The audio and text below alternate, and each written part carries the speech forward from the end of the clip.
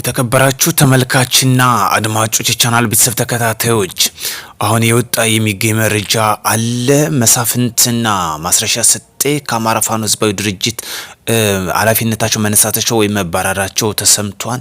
ይህን ጉዳዮች የምናነሳ ይሆናል። እንዲሁም የፋኖ ተሾመ አበባው ወንድም የመንግስት ሰላም ጥሪ ተቀብሎ ገብቷል። እነዚህን ጉዳዮች እንዳስሳለን።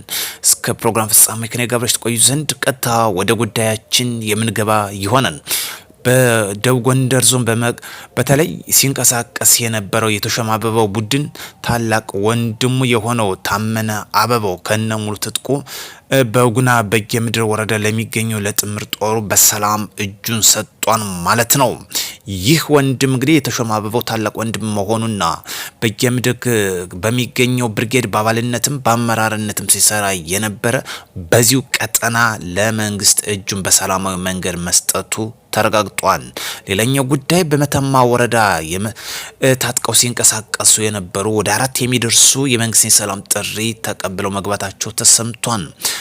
በተለይ ሙሉ ዝርዝሩን እንደሚከተለው አስደምጣቸዋለሁ። ራሱን አጣናው ዋሴ ክፍለ ጦር ብርጌድ ብሎ ሰይሞ ሲንቀሳቀስ የነበረው አንደኛ ገበያው ሸቴ፣ ሁለተኛ ቸረጌታው፣ ሶስተኛ ግዛት ዳኛው፣ አራተኛ ሰፊው አለቃዬ ተብለው የሚጠሩ እስከነ ሙሉ ትጥቃቸው መንግስት ያቀርበላቸውን የሰላም ጥሪ በመተማ ታጥቀው ሲንቀሳቀሱ የነበሩት ወንድሞች እስከነ ሙሉ ትጥቃቸው ገብተዋል።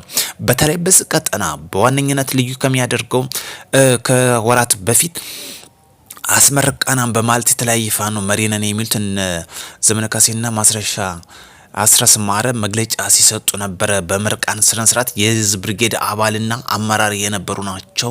እስከ ሙሉ ትጥቃቸው መንግስት ያቀርበላቸውን የሰላም ጥሪ ተቀብለው የገቡት እጅግ እናመሰግናለን። ሌላኛው ጉዳይ 10 አለቃ የመንግስት የሰላም ጥሪ ተቀብለው ገብቷል።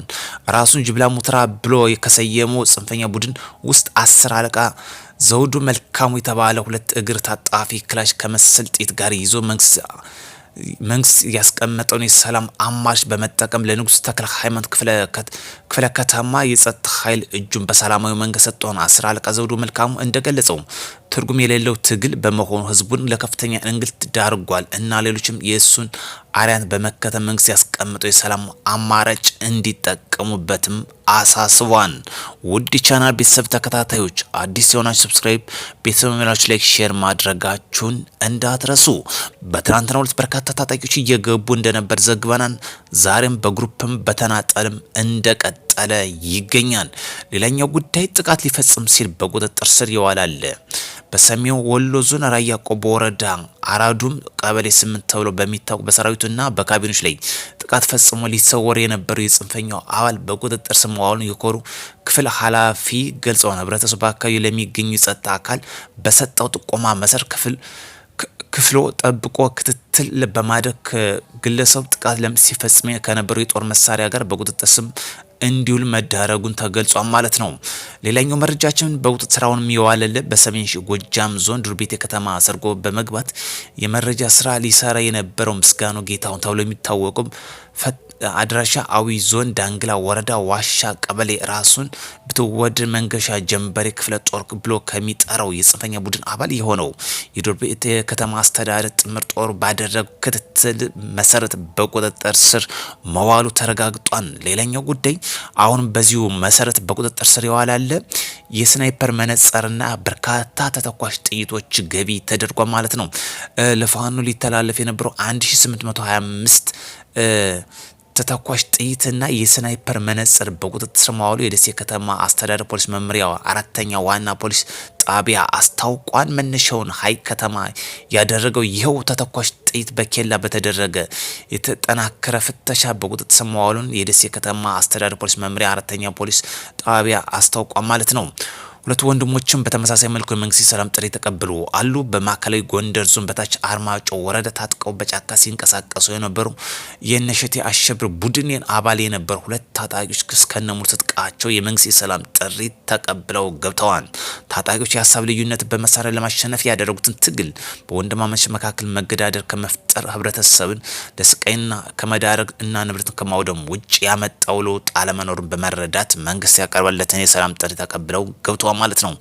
ሌላኛው ጉዳይ አማራ ፋኖ ህዝባዊ ድርጅት ሁለት አመራሮችን ከስራ አሰናብቷል ማለት ነው። እጅግ በሚገርም ሁኔታ የፋኖ አደረጃጀት ከየት ወዴት እያመራ መሆኑን በግልጽ የሚያሳይ ጉዳይ ነው። በተለይ ሁለት አመራሮችን ያስወገደበት ማስረሻ ሰጤ ወይም ካፒቴን ማስረሻ ሰጤና መሳፍንት አባተ ሁለቶች የአማራ ፋኖ ህዝባዊ ድርጅት አመራርም አባልም የነበሩ ናቸው። መሳፍንት አባተ እንግዲህ ልጁን ያጣበት በቅርብ ቀን እንደሆነ ይታወሳል። ከፋኖ ቀዳሚነቱም እሱ እንደሆነ ይታወሳል። አሁን ከኋላ መጣው እነዚህ ሰዎች ያስወግዱበት ዋነኛ ምክንያት በፊትና ሶሻል ማስረሻ ሰጤ ከዋት ጋር አንሰራም እንዳለ ይታወሳል። አሁን ግን በስልጣን አባረውታል። ስለዚህ በግልጽ ፋኖ እየፈረሰ መሆኑን አንዱ ማሳያ መንገድ ነው። ስለዚህ ማስረሻ ሰጤ መንግስት ክፍት በሩን አድርጎ ይጠብቃል። እጁ እንደሚሰጥ ተስፋ እናደርጋለን። በተመሳሳይ መልኩ መሳፍንት አባተም ይህን እድል ቢጠቀምበት መልካም እንደሆነ መግለጽ እንፈልጋለን። ስለዚህ ማስረሻ ሰጤና መሳፍንት ከአማራ ፋኖ ህዝባዊ ድርጅት ተሰናብተዋ ነው ምንም አይነት ኃላፊነት እንደማይኖራቸው ተገልጿል ማለት ነው። ፋኖ በግልጽ እየፈረሰ መሆኑን የሚያሳይ መንገድ መሆኑ ነው አንዱ። ሌላኛው ጉዳይ ባቲ ወረዳ አስተዳደር በባቲ ከሚሴና ቡርቃ ቀበሌ አዋሳኝ ቦታዎች ላይ በመሬት ይገባኛል በሁለቱ ጎሳ ይሄ ትልቅ ጎሳ በመፍጠር እንግዲህ ለነፍጥ አንስተው ከፍተኛ የደም መፋሰስ የነበሩ በእርቀ ሰላም መፍታታቸው ተገልጿል። የሃይማኖት አባቶች፣ የሀገር ሽማግሌዎች በተሳተፉበት እንዲሁም የጸጥታ አካላት በቅንጅት ባደረጉት የጎሳ ግጭትን በሰላማዊ መንገድ መቋጨታቸው ነው የተገለጸው። ረጅም ሰዓት የገደለው ይህ የእርቀ ስምምነት እና የሀሳብ የተንሸራሸረበት በእርቀ ሰላም መፍታቱና ነፍጥ ደም መፋሰሱ እንዲቋጭ ማድረጉ ተገልጿል ማለት ነው። ውድ የቻናል ቤተሰብ ተከታታዮች አዲስ የሆናችሁ ሰብስክራይብ የሆናችሁ ላይክ ሼር ማድረጋችሁን እንዳትረሱ። ጽንፍና ጽንፈኝነት ይውደም፣ አሸባሪና አሸባሪነት ይውደም። በዛሬው ዕለት በርካታ ታጣቂዎች መንግስት የሰላም ጥሪ እየተቀበሉ እየገቡ ይገኛሉ ማለት ነው። በዚህም እንግዲህ ማስረሻ ሰጤና አስረስ ማረ ሁለቶች እንደማይገባቡ ይታወቃል። ከጎጃም አባሩ ማስረሻ ሰጤን ወደ ሸዋ ከሄደ በኋላ ከሸዋ ደግሞ አማራ ፋኖ ህዝባዊ ድርጅት ላይ አሁን አሰናብተውታል ማለት ነው። ካፒቴን ማስረሻ ሰጤ እንግዲህ በአመራርነትም በልምድም ይታወቃል። እንዴት ከዛ ኃላፊነት ሊያነሱት ቻሉ? ከዋት ጋር አንሰራም በማለቱ ከዋት ጋር ተቀናጅተን አንሰራም በማለቱ እንግዲህ ከዛ ኃላፊነት እንዳሰናበቱት መረጃው ወጧል። ከሚገርመው በጣም መሳፍንትን እንዴት እንዳባረሩት ነው። በእድሜ ጠገብ በልምድም የሚታወቅ ነው። እንደው እናንሳካልን ነገር ግን አሰናብተውታል። በግልጽ ፋኖ እየፈረሰ መሆኑን አንዱ አመላካች ነው። ወደ ኢትዮጵያውያንና ትውልደ ኢትዮጵያውያን በሌላ መረጃ ተመልሰን እስክንገናኝ መልካም ቀን እንዲሆንላችሁ ከወዲሁ ተሰናበቱ።